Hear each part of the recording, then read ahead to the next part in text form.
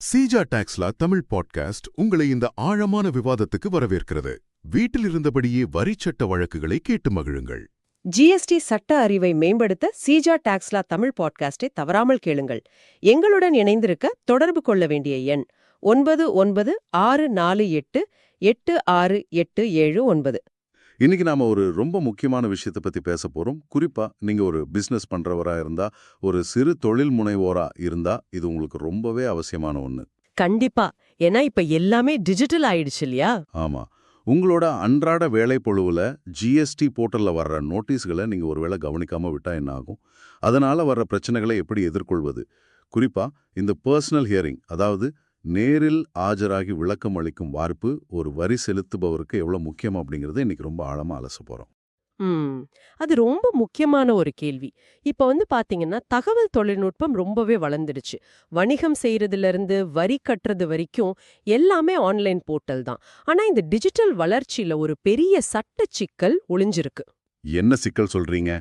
கொஞ்சம் விளக்கமா சொல்ல முடியுமா? அதாவது ஒரு அரசு அதிகாரி ஆன்லைன்ல ஜிஎஸ்டி போர்ட்டல்ல ஒரு நோட்டீஸ அப்லோட் பண்ணிட்டு அந்த வரி செலுத்துபவருக்கு நோட்டீஸ் போய் சேர்ந்துடுச்சு, அவருக்கு விஷயம் தெரிஞ்சிடுச்சுன்னு அவங்களாவே தன்னிச்சையா ஒரு முடிவுக்கு வர முடியுமா? ஓ, அது எப்படி சரியாகும்? நோட்டீஸ் அவர் பார்த்தாரா இல்லையான்னு கூட தெரியாம ஒரு முடிவுக்கு வர்றது ரொம்ப தப்பு தானே?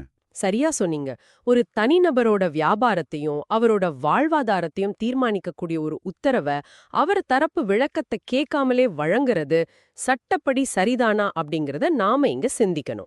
இதே மாதிரி ஒரு அதிர்ச்சியான சம்பவம் சமீபத்துல நாகர்கோவில் ஊரக மதிப்பீட்டு வட்டத்துல, அதாவது நாகர்கோவில் ரூரல் அசஸ்மெண்ட் சர்க்கிள்ல நடந்திருக்கு. ஆமா. பிப்ரவரி 10, 2025 அன்னைக்கு ஒரு வரி செலுத்துபவருக்கு எதிரா ஒரு மதிப்பீட்டு ஆணை, அதாவது அசஸ்மெண்ட் ஆர்டர் பிறப்பிச்சிருக்காங்க. ஆனா கொடுமை என்னன்னா, அந்த வரி செலுத்துபவருக்கு இப்படி ஒரு நோட்டீஸ் வந்ததே சுத்தமா தெரியாது. ஏன்னா அதிகாரிகள் அந்த நோட்டீஸ வெறும் ஜிஎஸ்டி போர்ட்டல்ல மட்டும்தான் பதிவேற்றம் செஞ்சிருக்காங்க. அவருக்கு தபால் மூலமாகவோ இல்ல அவரோட அதிகாரப்பூர்வ மின்னஞ்சல் மூலமாகவோ எந்த தகவலும் தெரிவிக்கப்படல. கொஞ்சம் யோசிச்சு பாருங்க. நீங்க உங்க பிசினஸ் வேலையில ரொம்ப பிஸியா இருக்கீங்க. உங்களுக்கு எந்த தகவலும் முன்னறிவிப்பு வராமலே திடீர்னு நீங்க கட்ட வேண்டிய வரியில 25% தொகைய உங்க பேங்க் அக்கவுண்ட்ல இருந்து அரசாங்க அதிகாரிகள் வசூலிச்சிட்டா உங்களுக்கு எப்படி இருக்கும்? அதுவும் அவருக்கு நேரில் ஆஜராகி விளக்கம் அளிக்க எந்த ஒரு வாய்ப்பும் கொடுக்கப்படல. No personal hearing. இது ரொம்ப அநியாயமா இருக்கு. நோட்டீஸ் வந்ததே தெரியாத ஒருத்தர்கிட்ட இருந்து எப்படி இப்படி வரிய வசூலிக்க முடியும்? ஒரு சாதாரண தொழில் செய்யறவர் காலையில கடைய திறந்ததுல இருந்து சரக்கு வாங்குறது, வாடிக்கையாளர்கள், பேங்க் வேலைன்னு 1000 வேலைகள்ல இருப்பாரு. நிச்சயமா அவர் எப்பவும் சிஸ்டம் முன்னாடி உட்கார்ந்துட்டு இருக்க முடியாது. ஆமா, அவர் தினமும் உட்கார்ந்து ஜிஎஸ்டி போர்ட்டலை ரெஃப்ரெஷ் பண்ணி பார்த்துக்கிட்டே இருக்கணும்னு எதிர்பார்க்கறது எப்படி சாத்தியம்? நம்மளோட மிக முக்கியமான இமெயில்கள் கூட சில நேரங்கள்ல ஸ்பாம் ஃபோல்டருக்குள்ள போயிடும். அதை நாம கவனிக்காமையே பல நாட்கள் விட்டுருவோம். எக்ஸாக்ட்லி. அதே மாதிரி தான் இந்த போர்ட்டல்ல வர நோட்டீஸ்களும். அதுக்காக எந்த விளக்கமும் கேட்காம, பர்சனல் ஹியரிங் வாய்ப்பும் கொடுக்காம ஒருத்தரோட பணத்தை அப்படியே எடுத்துக்கிறது எந்த விதத்துல நியாயம்? இத சட்டம் எப்படி பாக்குது? நீங்க சொன்ன அந்த ஸ்பாம் ஃபோல்டர் உதாரணம் ரொம்பவே யதார்த்தமான ஒண்ணு. இங்க தான் நாம இயற்கை நீதி, அதாவது பிரின்சிபல்ஸ் ஆஃப் நேச்சுரல் ஜஸ்டிஸ் பத்தி பேசணும். இயற்கை நீதி அப்படின்னா? இயற்கை நீதி அப்படிங்கிறது ரொம்ப எளிமையானது தான். ஒருத்தருக்கு எதிரா ஒரு தீர்ப்போ அல்லது தண்டனையோ வழங்குறதுக்கு முன்னாடி அவங்க தரப்பு நியாயத்தை கட்டாயம் கேட்கணும். அவங்க விளக்கத்தை சொல்ல ஒரு நியாயமான வாய்ப்பு கொடுக்கணும். இதுதான் அதோட அடிப்படை. அப்போ அந்த வாய்ப்பை மறுக்கிறது 100% தப்பு. இந்த வழக்குல ஜிஎஸ்டி சட்டம் பிரிவு 169 செக்ஷன் 169 நாம ரொம்ப கவனமா பார்க்கணும். ஒரு நோட்டீஸ வரி செலுத்துபவரிடம் எப்படி கொண்டு போய் சேர்க்கணும் அப்படிங்கறதுக்கு இந்த பிரிவுல மிக தெளிவான மாற்று வழிமுறைகள் சொல்லப்பட்டிருக்கு. அந்த 169வது பிரிவுல அப்படி என்ன சொல்லப்பட்டிருக்கு? வெறும் இணையதளத்துல போடுறத மட்டும் ஒரு அதிகாரப்பூர்வ அழிப்பா கருதப்பட முடியாதா? கண்டிப்பா கருதப்பட முடியாது. ஜிஎஸ்டி போர்ட்டல்ல நோட்டீஸ அப்லோட் செய்யறது மட்டுமே முறையான அறிவிப்பு கிடையாது. செக்ஷன் 169 கீழ் நோட்டீஸ் அனுப்புவதற்கு பல வழிகள் இருக்கு. என்னென்ன வழிகள்னு சொல்ல முடியுமா? கண்டிப்பா. ஒருவேளை போர்ட்டல்ல இருந்து எந்த பதிலும் வரலனா பதிவு தபால் மூலமா நோட்டீஸ அனுப்பலாம், வரி செலுத்துபவரோட அதிகாரப்பூர்வ இமெயிலுக்கு அனுப்பலாம், அல்லது அதிகாரிகளே நேரில் சென்று அந்த நோட்டீஸ வழங்கலாம். ஓ, இவ்ளோ ஆப்ஷன்ஸ் இருக்கா? ஆமா, இது எதுவுமே சாத்தியமில்லை அப்படிங்கிற சூழ்நிலையில கூட சம்பந்தப்பட்ட அலுவலகத்தின் தகவல் பலகையிலாவது அந்த நோட்டீஸ ஒட்டலாம்.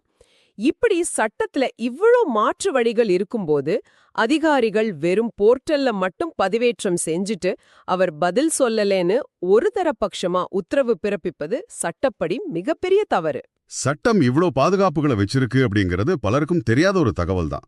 அப்ப இந்த நாகர்கோவில் பிரச்சனைய நீதிமன்றம் எப்படி கையாண்டது? இந்த வழக்கு விசாரிச்சது சென்னை உயர்நீதிமன்றத்தின் மதுரை கிளை. ஓ, Madurai bench of Madras high court.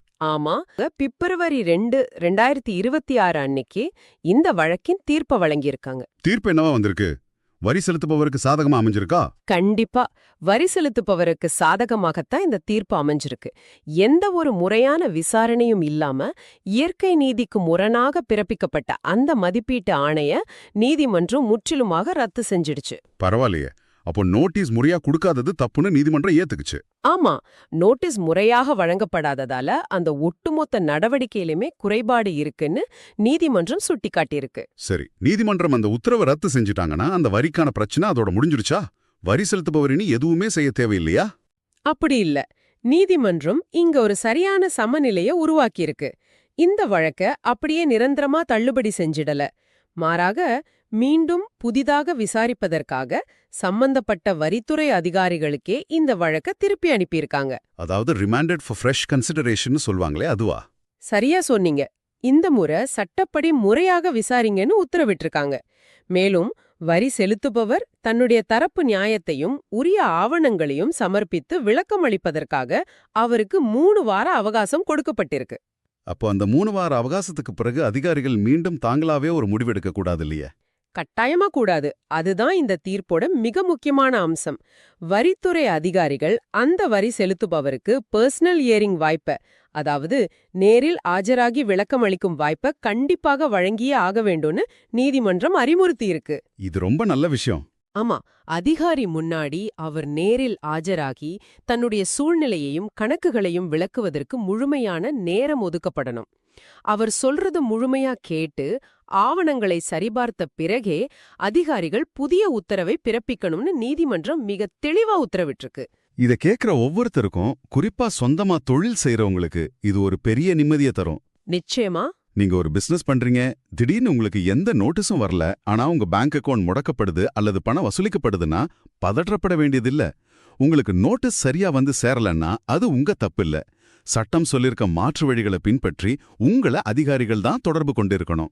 ஆமா, உங்க உரிமைகளை நீங்க தெரிஞ்சுக்கணும். உங்களை விசாரிக்காம எக்ஸ் பார்ட்டி ஆர்டர்ஸ், அதாவது ஒரு தலைப்பட்சமான உத்தரவுகளை பிறப்பிக்க முடியாது அப்படிங்கறத இந்த வழக்கின் மூலமா நாம தெளிவா புரிஞ்சுக்க முடியுது. அது மட்டும் இல்லாம வரித்துறை அதிகாரிகளுக்கும் இது ஒரு பெரிய நினைவூட்டல். அவங்களோட வேலை வெறும் வரிய வசூலிப்பது மட்டும் இல்ல, அந்த வசூல் சட்டத்தின் வரம்புகளுக்கு உட்பட்டு நியாயமான முறையில நடக்கிறதா என்பதை உறுதி செய்வதும் அவங்க கடமைதான் அப்படிங்கறத இந்த தீர்ப்பு உறுதிப்படுத்துது. அதனால வரி செலுத்துபவர்கள் தங்களோட உரிமைகளை தெரிஞ்சு வச்சுக்கிறது ரொம்பவே அவசியமாகுது. ரொம்ப தெளிவான விளக்கம். இந்த தீர்ப்பு பல தொழில் முனைவோருக்கு ஒரு பெரிய விடுதலையா இருக்கும். ஆமா. நாம விவாதத்தோட இறுதி பகுதிக்கு வந்துட்டோம். இப்போ நாம ஆன்லைன் போர்ட்டல்ல நோட்டீஸ் வர்றது பத்தியும் அதை கவனிக்காம விடுறது பத்தியும் ரொம்ப ஆழமா பேசணும். ஆனா எதிர்காலத்துல ஒருவேளை இந்த நடைமுறை எப்படி மாறப்போகுதுன்னு கொஞ்சம் ஆழமா யோசிச்சு பாருங்க. எப்படி மாறும்னு நினைக்கிறீங்க? தொழில்நுட்பம் இன்னும் வளர வளர ஆன்லைன் போர்ட்டல்கள் மட்டும் இல்லாம நாம தினசரி நம்ம தனிப்பட்ட வாழ்க்கைக்கு பயன்படுத்துற வாட்ஸ்அப் அல்லது SMS மூலமாவே அதிகாரப்பூர்வ நோட்டீஸ்களை அனுப்புறது சட்டப்பூர்வமா கட்டாயமாக்கப்படுமா? அப்படி வந்தா அது ரொம்ப பெரிய மாற்றமா இருக்குமே. ஆமா, அப்படி ஒரு நிலை வந்தா அது வரி செலுத்துபவருக்கு தகவலை உடனே தெரிஞ்சுக்க வசதியா இருக்குமா, இல்ல அவங்களோட தனிப்பட்ட பிரைவசிக்கு ஒரு பெரிய சிக்கலா மாறுமா?